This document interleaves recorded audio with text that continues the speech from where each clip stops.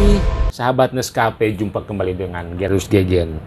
Jangan lupa selalu subscribe, komen, dan like untuk lebih memastikan cerita-cerita berikutnya, biar kami tetap semangat. Baik, sahabat Neskape, hari ini saya hadir kembali dalam episode yang berikutnya, yang sekian kalinya. Ada satu yang menarik yang ingin saya tanggapi, berita-berita yang sangat hangat. Kalau tidak salah, bukan tidak salah, memang tidak salah. Jadi berita yang sangat luar biasa, ada putusan pengadilan yang sudah ingkrah atau sudah menjadi kekuatan hukum tetap. Yaitu beritanya adalah ada satu putusan pengadilan yang memutuskan bahwa seorang perawat salah dan terbukti melakukan satu tindak pidana. Ya, mungkin teman-teman tahu terkait dengan profesi kita, perawat.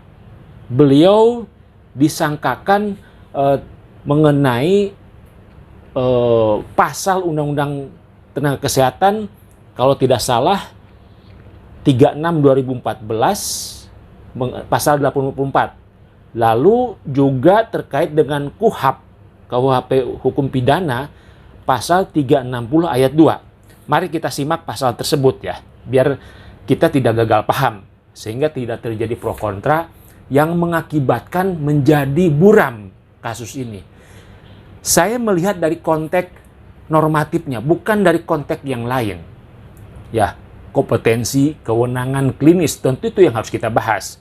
Ya, kalau kita melihat dari putusan pengadilan, ya, kita lihat sejenak mengenai putusan pengadilan, bagaimana ketika hakim memutuskan bahwa itu bersalah. Padahal memang kalau kita lihat dari kronologisnya, ya, saya tidak berbicara soal perawat itu boleh melakukan tindakan medis, tetapi bagaimana ketika teman kita divonis bersalah, ya, dan dihukum 2 tahun penjara, ya.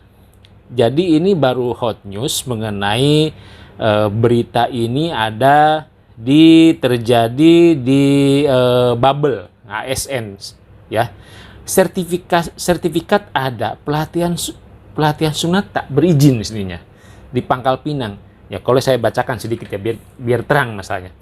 Majelis Hakim Pengadilan Negeri Pangkal Pinang dengan Hakim Ketua Sulistianto dan lain-lain, ya, pada Kamis 23 bulan ini loh, berarti baru 4 hari 3 hari yang lalu ya, menjatuhkan putusan hukuman kepada terdakwa malpraktek sunat, yaitu seorang ini nih, ya.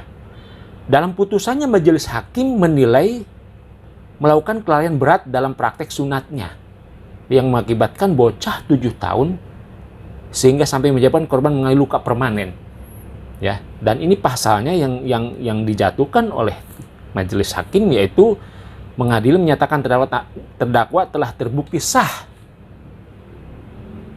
dan lain-lain, ya, kalau teman-teman mungkin bisa lihat. Tetapi saya ingin menyoroti dari aspek regulasi, dari aspek advokasi, ya, dari aspek yang memang hukum normatif yang terjadi, ya. Lagi-lagi itu menjadi pro kontra. Bagaimana perawat melakukan praktek mandiri yang sebetulnya kita harus tahu ruang lingkup praktek mandiri. Kita mengacu pada undang-undang praktek keperawatan.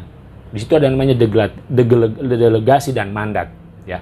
Bagaimana delegasi mandat itu harus dilakukan dengan standing order. Tetapi dalam konteks yang sunat ini, ya, saya ingin mengingatkan kembali kepada teman-teman, ya, keahlian sertifikasi belum tentu itu menjadi kebal hukum.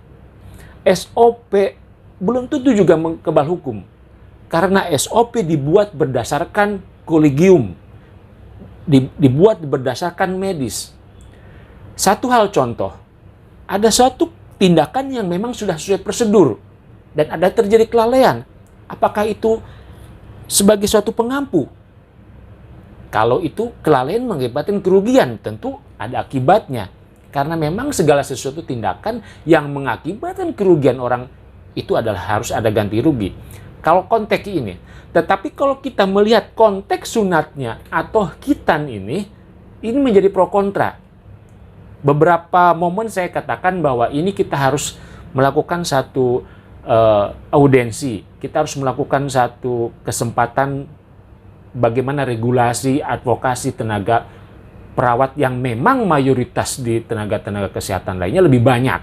Dan itu memang kalau kita lihat keberadaan teman-teman kita di pedesaan lebih banyak dibutuhkan dan lebih banyak percaya kepada perawat. Dalam hal ini kita tidak menutup kemungkinan seperti itu. Ya, faktanya ada. Tetapi bagaimana kita, baik dari organisasi profesi, baik dari kalangan pemerhati, baik dari LSM, baik dari tokoh masyarakat, tokoh agama, bagaimana peran kita ini supaya memang menjadi sah. Ya, aturan hukum tentang aturan tindakan komplementer disahkan, ya. Tapi kan ada aturan yang lebih tinggi, ada undang yang lebih tinggi. Faktanya 3 hari yang lalu teman kita sudah kena. Itu baru tingkat pengadilan pertama. Saya katakan harus banding. Apapun ceritanya, kalaupun memang mediasi gagal, karena memang segala upaya hukum itu kan harus dilakukan. Walaupun itu sudah menjadi kekuatan hukum, tetapi ada upaya hukumnya lainnya yang harus kita lakukan. Baik mediasi, baik lewat pengadilan. Tentu inilah yang terbaik. Nah, dalam konteks hari ini saya ingin mengingatkan kepada teman-teman, regulasi ada, SOP ada. Coba kita pelajari dan kita cermati. Bukan karena saya melarang, bukan. Tetapi konteks inilah ada fakta yang mengatakan bahwa ini teman kita sudah kena. Sisi etik, disiplin, hukum, tentu itu harus banyak belajar. Tentu harus kita banyak buka lagi.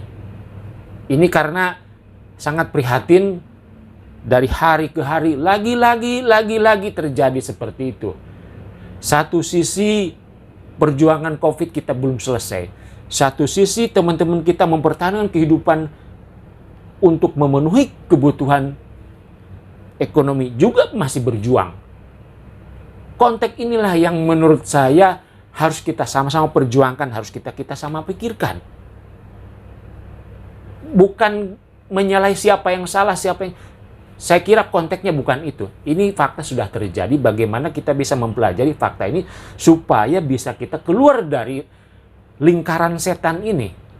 Mungkin ini kalau kita cerita ini semacam gunung es, bahwa di bawahnya itu begitu banyak kasus yang menimpa pada rekan-rekan kita.